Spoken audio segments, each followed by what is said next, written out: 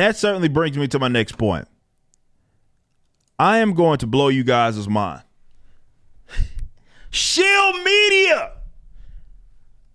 They didn't get it all the way wrong here. There are some things that they say and that they admit and they concede, which is hilarious because it's cool when they do it. It's a problem when I do it.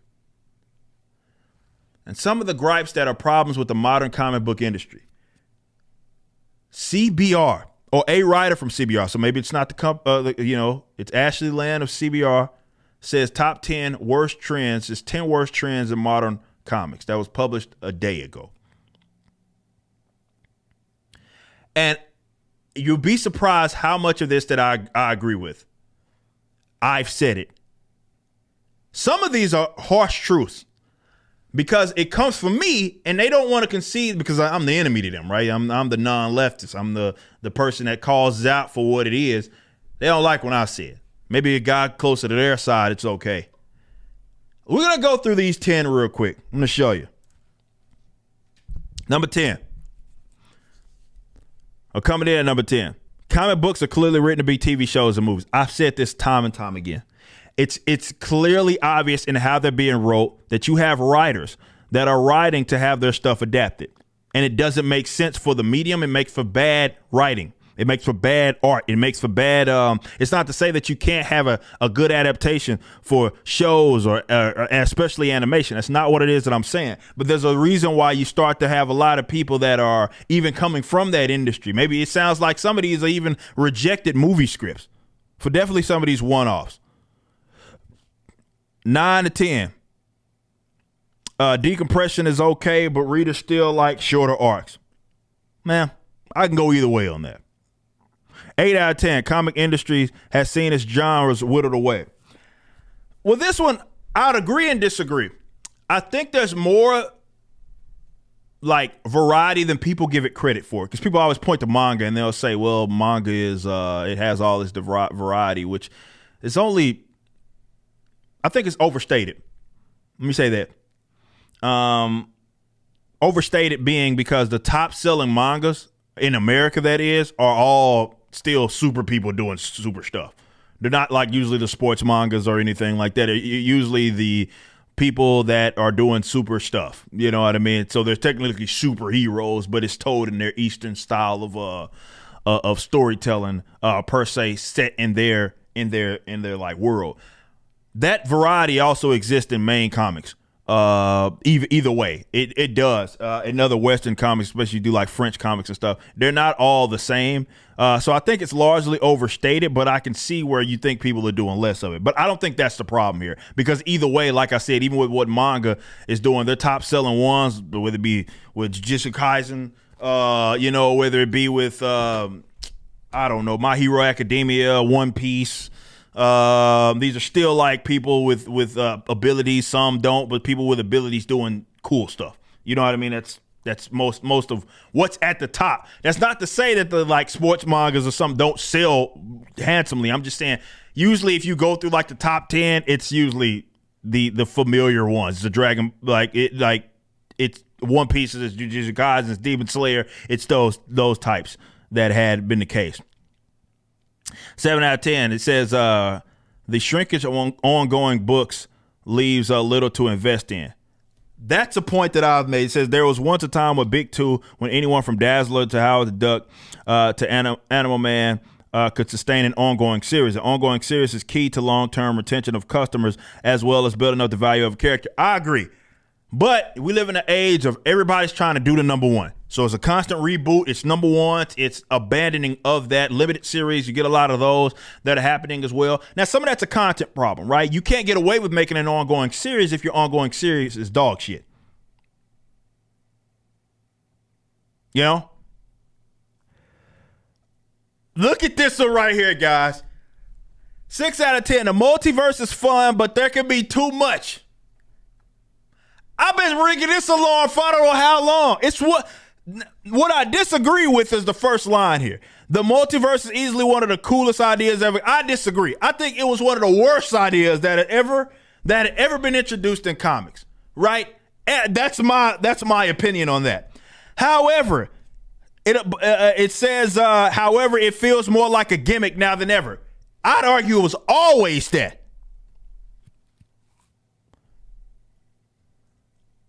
But yes, and now with this Infinite Crisis thing, DC is like on like some Omniverse stuff. They're like, there's multiverse. Hey, dog, we heard you like multiverses. What if we gave you a multiverse? So we put a multiverse in your multiverse. That's basically what's happening now.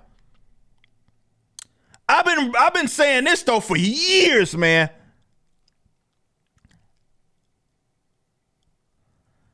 Five out of 10. It's time to admit the superhero families are too big. Check this out. They're using for the picture for that a bunch of spider folk. Oh, I don't know. It's this other guy that's been saying this.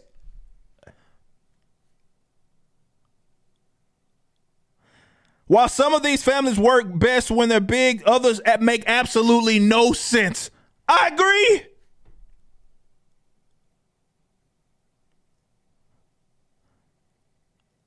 Four out of 10. There's no good reason I just did a segment on this. No good reason any comic should have dozens of variant covers.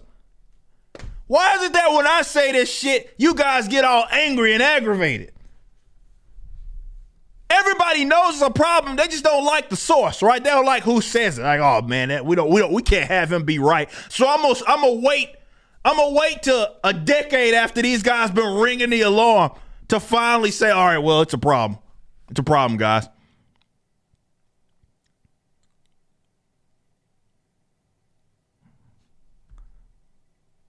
I agree. With some comics books having more than 50 variants, there have been books that have over 50 variants, bro.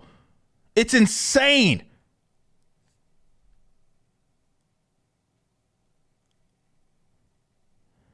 Fans miss a world that wasn't so quite Batman-centric. This is the thing. Now, this one I slightly disagree with, mainly because that's the only thing that sells. So it's a content problem more than anything. It's like, well, Batman's the centerpiece is because Batman's the one that people want to know more about. It's your driving force. You kind of got to accept it, right? I'm a comic book shop owner. As we build more, if it's like, look, man, people want Yaira. What the fuck do? I got to give you Yaira books. But you can have other people be great, but that takes solid content, and that's what I think gets missing out of all this. They're not looking at the whys. Why are people like, that's the only thing they can find familiar, right? Tom King kind of fucked it up. But you know, when you get like a Tinian or someone on like a Batman or Detective Comics, right? Tomasi, right? They did decent jobs, Detective Comics, right? You give them a level of familiarity, people of course gonna gravitate towards that. But when you have, I don't know, Kelly Sue DeConnick on Aquaman, well, who the fuck wants to read that? So part of it's a content problem. Deconstruction stories have long outstayed their welcome. And they bring up the fact that, yeah, Alan Moore, they said, yeah, and I agree with, this is the part I do agree with. The idea of the trope is to amplify the flaws in the world, yada, yada. However, the whole point of comics is to give readers a fun, fantastical story. I agree.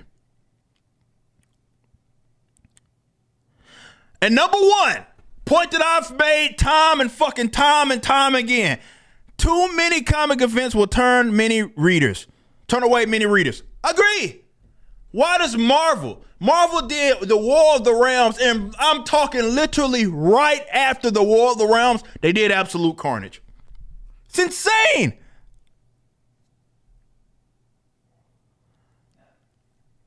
Event after event after event after event, because they can't.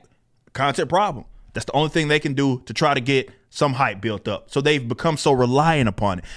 Not understanding, by doing so, they have cheapened their brand. They've cheapened their stories. Look, guys, I'm gonna end the segment like this. I was right.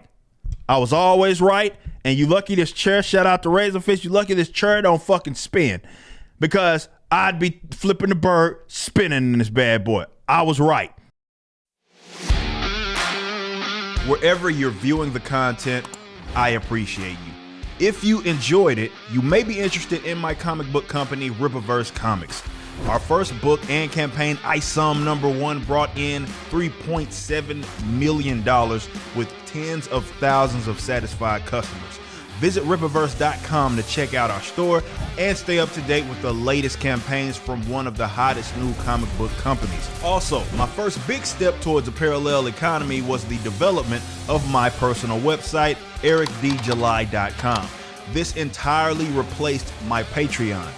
Now, if you enjoy this content, please consider becoming a member over at the website. We have an ever-expanding list of perks for various membership tiers, a forum, and a phone app. Some of these perks will even benefit you if you're fans of the Rippaverse. Anyway, I appreciate you so much for being a supporter and or customer. I even got a little love for my haters.